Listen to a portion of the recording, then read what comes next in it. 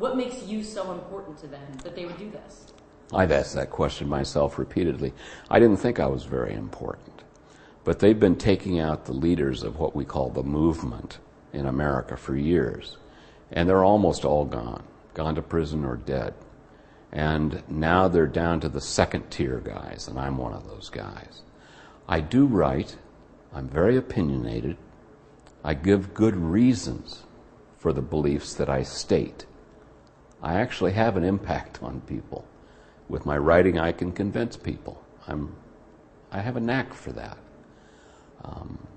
I should have represented myself at trial, is what I should have done. I think I'd be a free man today if I had. Why would they come after me? They go after people all the time. You just don't believe it. You think, my government wouldn't do that. My government wouldn't hurt my fellow citizens. Wrong. And why the timing? Why now? Why not at the height of the civil trial? Why not, immediately after the Butler case? Why now, do you think? It would have been pretty obvious then.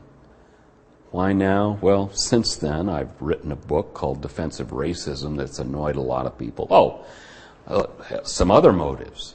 When Barack Obama was elected, I sent him a copy of my book, and I sent a copy to Eric Holder, the head of the Justice Department. Holder had complained that we needed to have this dialogue in America about race. So I sent it to both of them with a note saying, I've been trying to have this dialogue for years. Here's my book. Did I annoy them with that? Is that what started all this, perhaps? I don't know. All I know is that I am very politically incorrect, not nearly so incorrect as the people I've represented, and I've represented a lot more people than the Aryan nations in politically incorrect situations.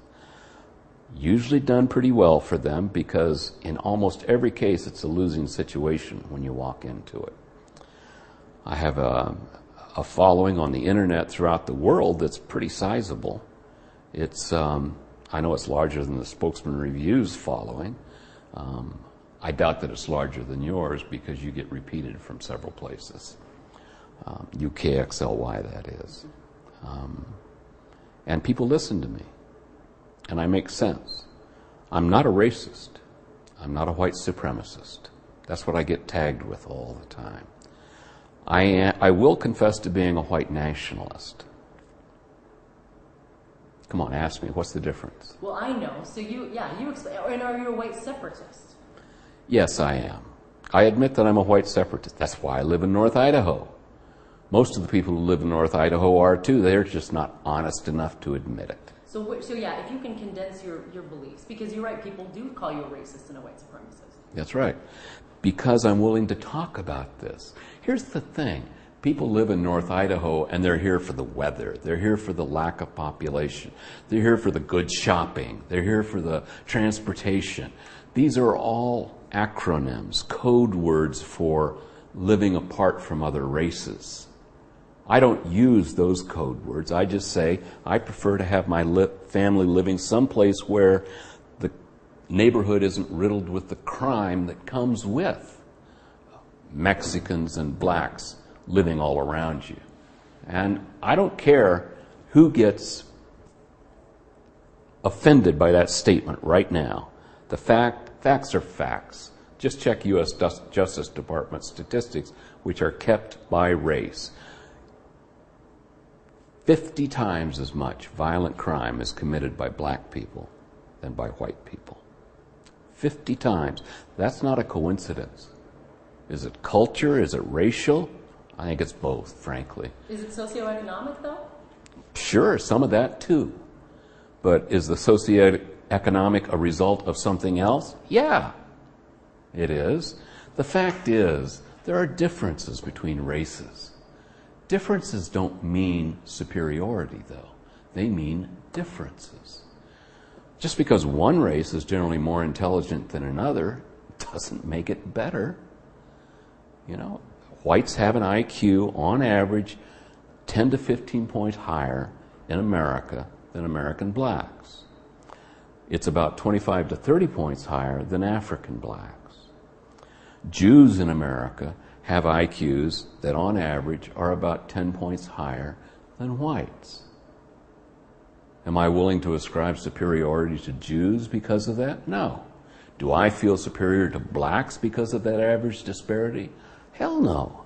Do I feel superior to my mother, who was not the sharpest knife in the drawer, because she wasn't as smart as I am? Come on. There are far better things to judge people by. Character and deeds, for example. And that's why what I advocate. There's more than one race that is clearly intellectually superior to the white race, whatever the white race is, by the way. And is Obama a white man or is he a black man? I get confused by that question since his parents were one of each. And he's obviously real bright, isn't he?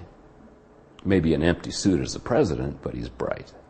But when people hear those, I know you're not trying to make friends. That's not the purpose of this. But you're not making any friends by saying these things. That's right, I'm not. But we need to have this dialogue. Just like Eric Holder said, we need to recognize the reality. People have got to stop forcing everybody to live the same way. Forcible integration throughout the country.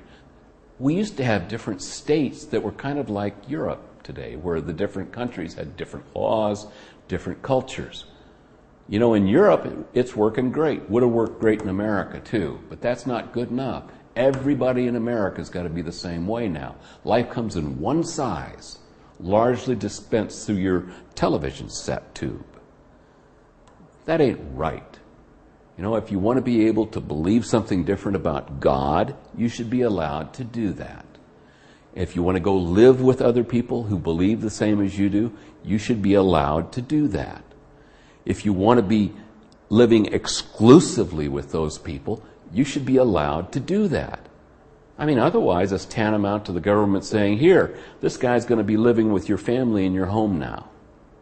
It's no difference. Whether it's right or wrong, you have a right to free association that's constitutionally guaranteed, if we still have a constitution, of course.